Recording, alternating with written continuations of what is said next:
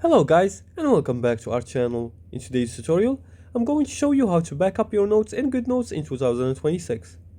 Don't risk losing your notes. Backing up your data in Goodnotes is essential, so let's see how to do it by following these few simple steps. But before we start, now Goodnotes is both available on Android and iOS devices.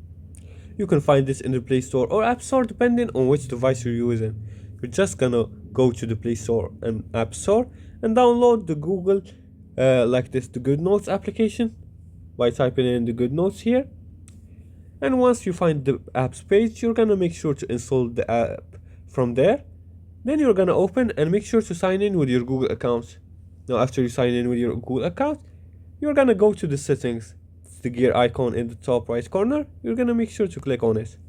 Now once you click on it, you're gonna see a whole drop down menu in the right section. Now from this menu, you're gonna choose your cloud services or tap on backup or integrations. Now once you click on integrations, here you're gonna see cloud storage. As you can see here, you can connect cloud storage by this section right here.